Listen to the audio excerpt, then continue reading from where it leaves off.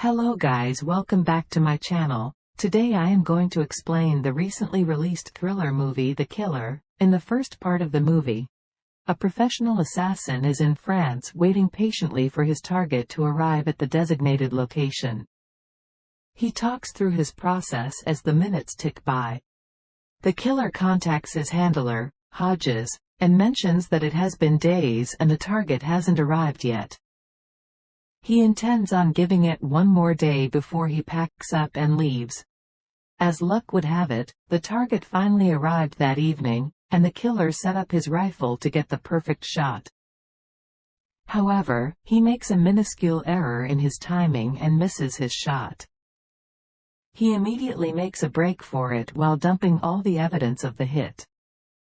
He remains cautious and alert and delays his return to the Dominican Republic where his hideout is. When he does return, he finds evidence of a break-in and a struggle at his house. He panics and makes a call to find out where the person in the house might be. He rushes to the hospital where his partner Magdala is admitted. Her brother tells the killer everything that Magdala remembered about the attack to help him figure out how to find her attackers. He has her transported to a private hospital and promises her that something like this will never happen again. He seeks out the taxi in which the attackers came in and threatens the driver. After finding out the relevant information, he kills the driver and flies straight to New Orleans. He is visiting the lawyer, Mr. Hodges, who recruited him into this job. He successfully infiltrates his office and restrains him and his assistant Dolores. When he asks for information about the people who attacked his home, Hodges refuses to answer. Another miscalculation leads to Hodges' death, but Dolores tells him that she knows how to get the names he is looking for. He takes her back to her house while also carrying along Hodges' body to dispose of it. Once he gets the names of the attackers and the client who ordered the original hit, he snaps Dolores' neck. He travels to Florida where the Brute, one of the attackers, resides. Along the way, he gets rid of Hodges' body, which has been chopped up by now, finally kills the Brute and has to run away before the pit bull catches him.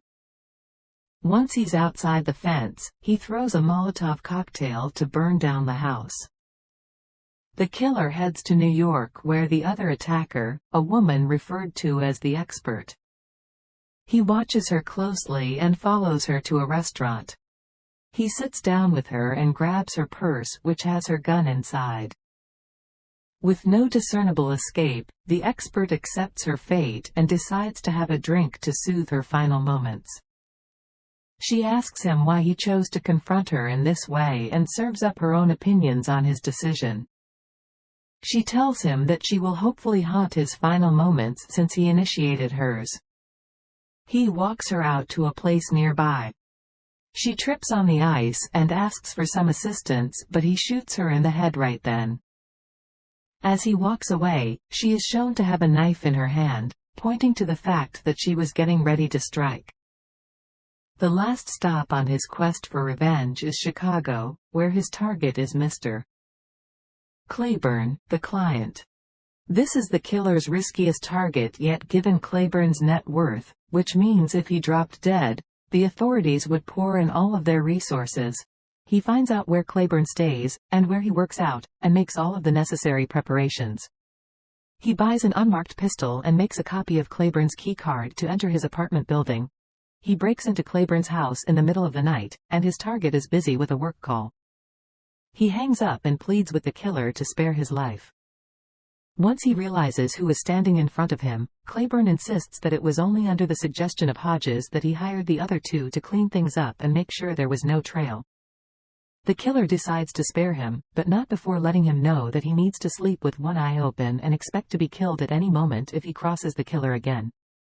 The killer then heads back to the Dominican Republic to live out his retirement with Magdala, but he accepts that he will never feel safe or secure in his life as long as he's alive.